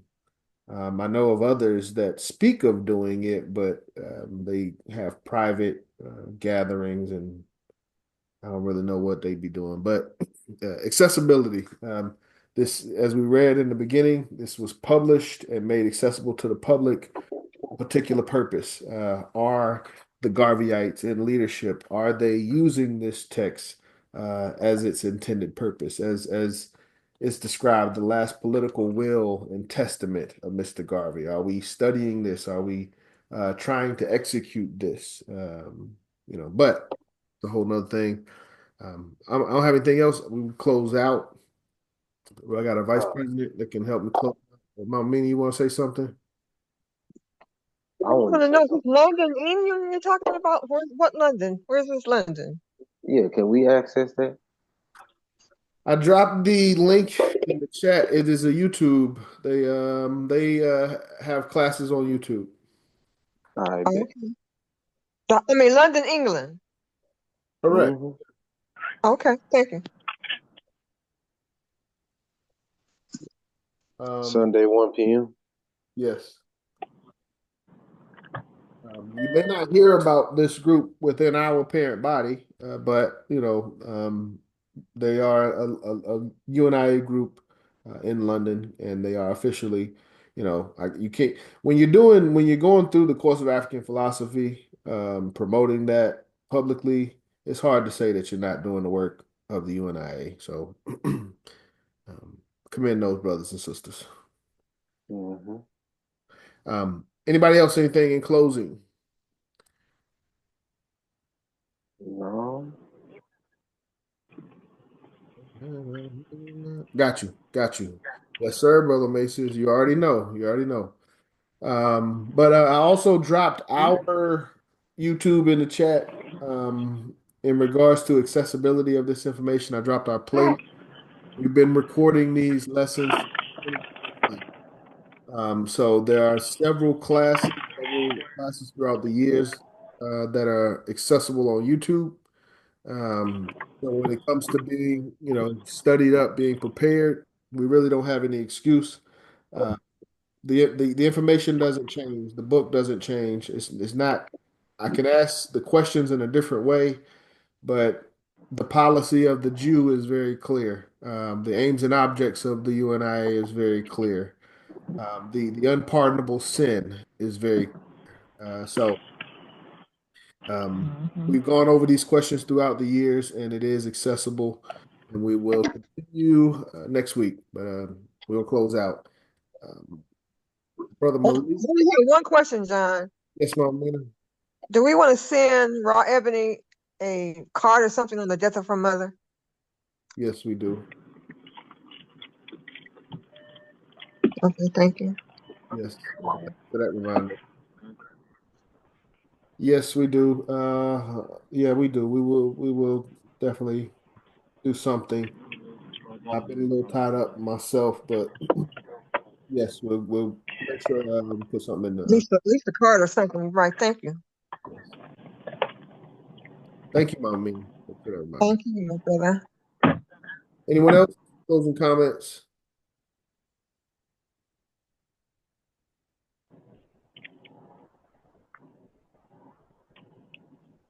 No, I guess that's it. Let me also drop our. I would this to not put the UNIA Rock Media in the chat as well. Our parent body YouTube.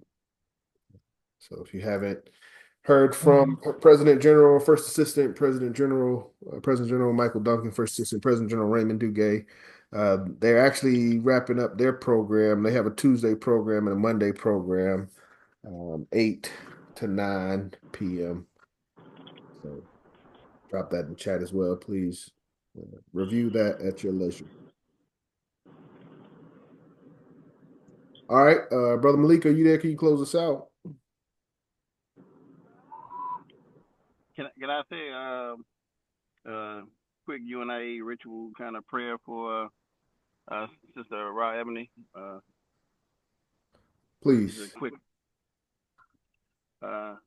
All here can bow. Direct us, O Lord, in all our doings with thy most gracious favor, and further us with thy continued help, that in all our works begun, continued, and ended in thee, we may glorify thy holy name, and finally, by thy mercy, obtain everlasting life. Ashe. Thank you, Brother Moyama. Brother Malik. All right. Everybody put your fist in the air. Yes, sir. Say one God. One God. One God. One aim. One aim. One Aim. One aim. One destiny. One One destiny. destiny. One destiny. Africa. Africa. Africa. For the Africans. For the African. Those at home. those Those At home. those at home. And those abroad. and Those abroad. And those abroad. Grace first. Grace first. Grace first.